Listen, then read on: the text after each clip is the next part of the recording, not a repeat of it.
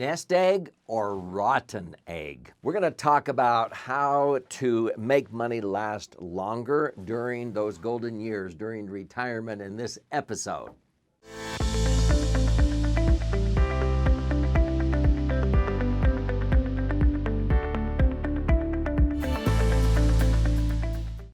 I'm Doug Andrew. I happen to be here in my studio right now. I've had the opportunity to air a national radio show now for 12 consecutive years. I love educating people like you. I've been a financial strategist and retirement planning specialist for 47 years. But do you know, in 2005, the last business day, I let all my professional licenses automatically expire, to become a consumer advocate and spend the rest of my life providing insights into opportunities that maybe you didn't know existed before. I don't want you to make the same mistakes I've made. So this is about you and your brighter future. Many times in helping people prepare for retirement, they had, at the end of the day, maybe a rotten egg or eggs in their basket that were sort of draining. They were cracked. They were losing money. And they thought, I didn't think this was going to happen. So I want you to have a good nest egg instead of a rotten egg that doesn't work the way you thought it was going to. So the question that I get asked a lot is, how can I make my money last longer during retirement? Because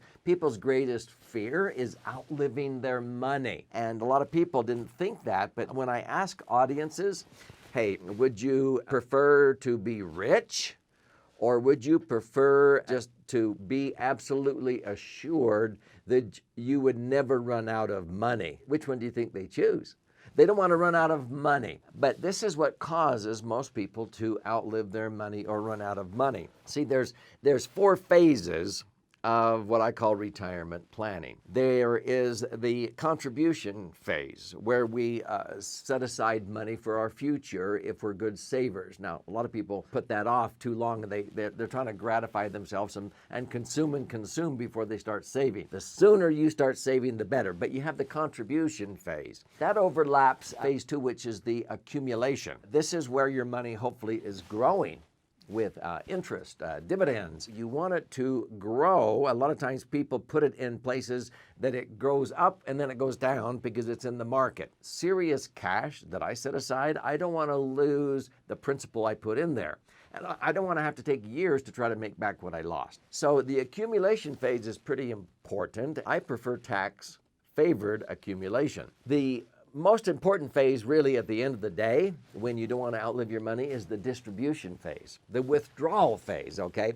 Too many people go into withdrawal when they hit this phase because of the amount of taxes they pay during retirement, and they never saw that coming. It's like this big surprise. They were always told, oh, you'll be in a lower bracket when you retire, so don't worry about it, defer. You'll have a bigger nest egg. Well, that's not really true. In other episodes, I share why the math really isn't there. Now, there is the 4th phase, which is the transfer phase, because none of us are getting out of here alive. I don't mean out of this day. I'm talking about this life, right? We all pass away someday. Most people usually leave behind, when they pass away, money, resources that would have sustained them had they lived longer. And so you will transfer that to your spouse, maybe some dependents, your children, grandchildren, a church, a charity. But oftentimes when I show people the tax treatment during the contribution, accumulation, distribution, and transfer phases,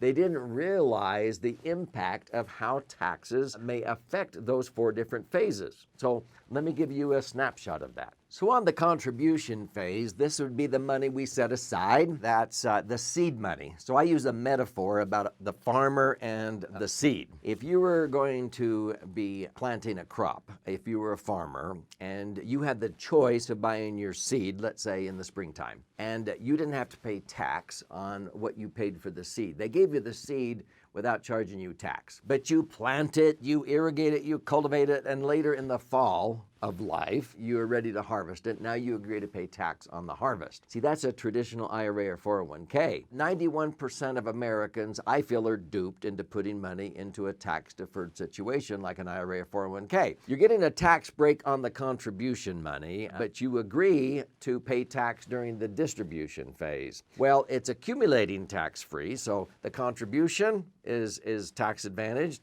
and it accumulates tax deferred. But when you go to withdraw it, now it's taxed, and it's usually taxed at a pretty high rate because of what? Because of irresponsible government spending and the printing of money. Most people believe taxes are going to be higher in the future. In fact, whenever I ask my audiences when I speak, how many of you think taxes are going to be lower in the future? I get nothing but crickets. How many think they're going to be the same? There's a few hands, but when I ask how many of you think taxes are really going to be higher in the long run, a sea of hands goes up. Well, then why do we want to postpone tax to some future perceived unknown advantage and let it accumulate to this nest egg and then withdraw our money when we're convinced taxes are going to be higher?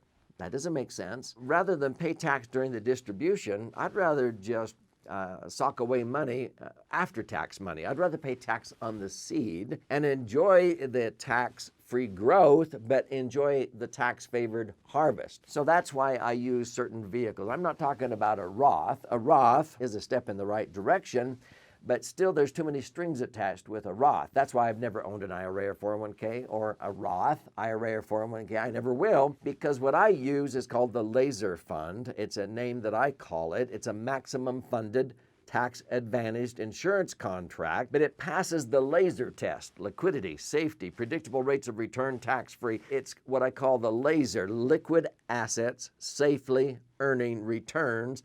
Spells the acronym LASER. I like the tax-free access during the harvest, but when I pass away, anything I have will blossom in value and transfer tax-free. If I were to die in an accident right now, every million, let's say, that I would have in my laser fund would blossom right now at I'm 67 at the shooting of this episode, would blossom to about 2.5 million. Okay, there's not an IRA or 401k or a bank account where they'll say, oh, we're so sorry, we heard your husband passed away.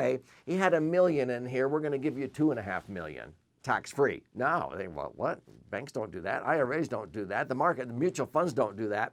My laser fund does. Why wouldn't you want that? So when we talk about the 4 phases, I don't worry so much about a tax break on the seed money. I want to accumulate my money tax-free. I want to then take the distributions. I want to access my money tax-free. And then when I die, I want it to increase in value and transfer income tax-free to my spouse, my kids, my grandkids, a church, a charity. See, there's only one vehicle in the Internal Revenue Code that actually does what I just said. And it's under sections 72E, 7702, and 101A, which I address in other episodes. So let me put this all together for you so you understand why this is so critical. Let's compare this to running a race around a track. We'll call this the $1 million dash. The goal is to cross the finish line with $1 million that's yours. That's net, after taxes, fees, everything.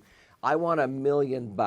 A lot of people put money in taxed as earned investments. That's like crawling around that track because you're paying tax every year on the money you make. Do you know $1 doubling every period for 20 periods will grow to $1,048,000 if it's tax-free? If it's taxed as earned, it will only be worth $72,000 in a 25% tax bracket. In a 33% tax bracket, it's only worth $27,000. So that's the worst way to save, but the most common way people save in America. If you put after-tax money into a tax-deferred account like an annuity, that would be like walking around the racetrack. You get a green circle, so to speak.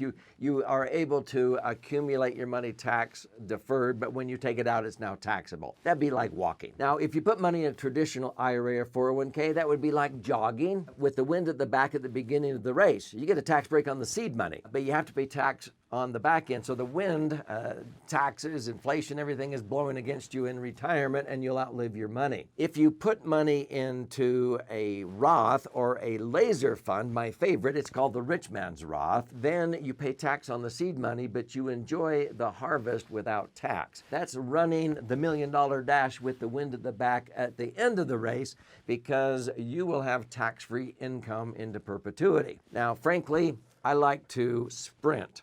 And so in my various books that I've written, I show you how you can have your cake and eat it too. You can actually get a tax break on the seed money indirectly, but more importantly, you don't want to ever get a tax deduction today at the expense of having to pay tax down the road. I want to accumulate my money tax-free, access it tax-free, and when I die, have it blossom and transfer tax-free. I'll get the tax deduction on the seed money indirectly by using other strategies. And so that's why I've written several books. My most recent book is called The Laser Fund. And if you'll watch this episode, you'll understand why I'm passionate about making sure any serious money I set aside passes the laser test. And you can get a free copy of that book sent to you for a nominal $5.95 shipping and handling.